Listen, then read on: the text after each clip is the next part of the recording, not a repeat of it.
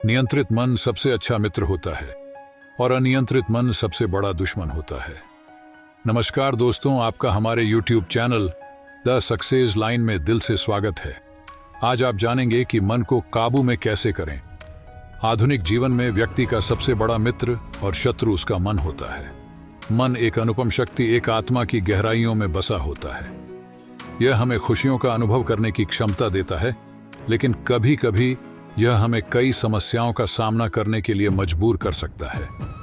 इसलिए आज हम अपने मन को जीतने के महत्वपूर्ण कला का अध्ययन करते हैं। सुख और शांति की खोज में भटकते भटकते राज ने एक दिन एक वृक्ष के नीचे बैठकर सोचने लगा कि उसका मन कैसे काबू में किया जा सकता है। वह वृक्ष सब कुछ देखता था, उसके ऊपर के पक्षियों की छाया, जड़ों की मजबूती और नीचे बह रही नदी की लहरों की मनमोहकता। उस वृक्ष की सबलता ने राज को विचारने पर मजबूर किया कि क्या उसका मन भी इसी प्रकार स्थिर और शांत रखा जा सकता है। राज ने तय किया कि वह अपने मन को पहचानने और समझने का प्रयास करेगा।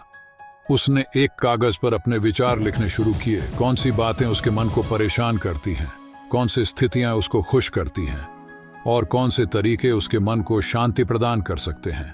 इस तरीके से उसने अपने मन के साथ एक संवाद शुरू किया। एक बार राज को अपने दोस्त से मिलने का मौका मिला। उनकी बातचीत में राज ने देखा कि वह दोस्त हमेशा प्रसन्न और खुश रहता था।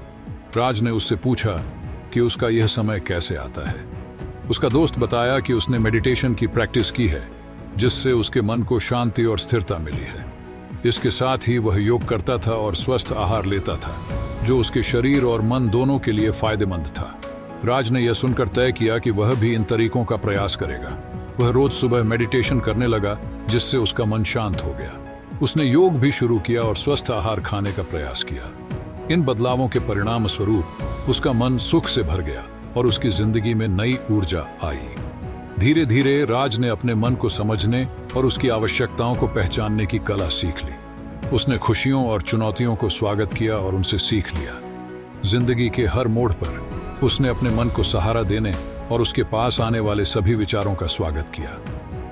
एक दिन राज को एक बड़ी समस्या का सामना करना पड़ा। उसका मन उदास हो गया और उसे लगा कि यह समस्या कभी हल नहीं हो सकती। लेकिन वह अपने मन को संयम दिखाते हुए समस्या का समाधान ढूंढने में जुट गया। वह अलग अलग दिशाओं में सोचने लगा और अंत में उसने एक नया दृष्टिकोण पा लिया। उसने समस्या को अब एक अवसर के रूप में देखा और उसके समाधान की ओर कदम बढ़ाया।